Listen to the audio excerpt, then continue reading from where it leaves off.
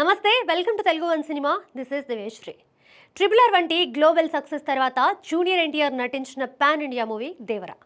కొరటాల శివ దర్శకత్వం వహించిన ఈ సినిమా 2024 సెప్టెంబర్ 27న ప్రేక్షకుల ముందుకు వచ్చింది. డివైడ్ టాక్ సొంతం చేసుకున్నప్పటికీ వరల్డ్ వైడ్గా దాదాపు 500 కోట్ల గ్రాస్ రాబట్టి ఘన విజయం సాధించింది. ముఖ్యంగా ఇందులో ఎన్టీఆర్ నటనకు, డాన్స్లకు అందరూ ఫిదా అయ్యారు. కేవలం ఎన్టీఆర్ స్టార్డంతోనే ఈ సినిమా ఆ స్థాయి వసూళ్లు రాబట్టింది అనే అభిప్రాయాలు వ్యక్తమవుతున్నాయి.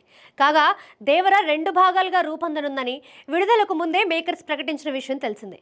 దేవర సినిమా చివరిలోనూ పలు ప్రశ్నలతో దేవర 2కి లీడ్ ఇచ్చారు.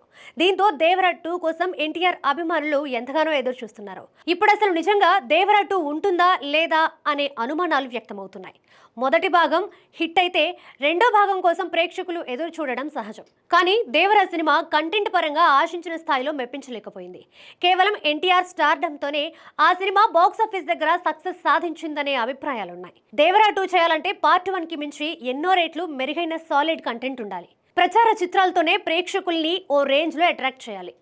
వీటన్నిటిని పక్కన పెడితే అసలు దేవర 2 చేయడానికి ఎన్టీఆర్ సిద్ధమేనా అనేది పెద్ద క్వశ్చన్ మార్క్.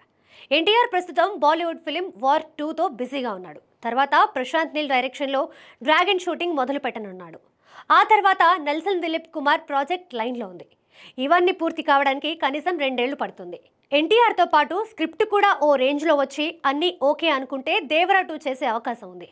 ప్రస్తుతానికైతే దేవర 2 విషయంలో కొరటాలకు ఎన్టీఆర్ ఎటువంటి కమిట్మెంట్ ఇవ్వలేదని తెలుస్తోంది. అందుకే కొరటాల కూడా ఓవైపు తన టీంతో దేవర 2 స్క్రిప్ట్ వర్క్ చేస్తూనే మరోవైపు వేరే సినిమా చేయడానికి సన్నాహాలు చేస్తున్నట్లు సమాచారం. ఇండస్ట్రీ సర్కిల్స్లో కూడా ప్రస్తుతానికైతే దేవర 2 లేదనే మాటే వినిపిస్తుంది. ప్రస్తుతం చేతిలో ఉన్న సినిమాలు పూర్తయ్యాక ఎన్టీఆర్ తీసుకునే నిర్ణయాన్ని బట్టి 2 ఏళ్ల తర్వాత దేవర 2 ఉంటే ఉండొచ్చు అంటున్నారు. మరి మీరేమంటారు? అసలు ఎన్టీఆర్ దేవర 2 చేయాలా వద్దా? ఈ విషయంలో మీ అభిప్రాయం ఏంటి అనేది మాకు కమెంట్ రూపంలో తెలియజేయండి.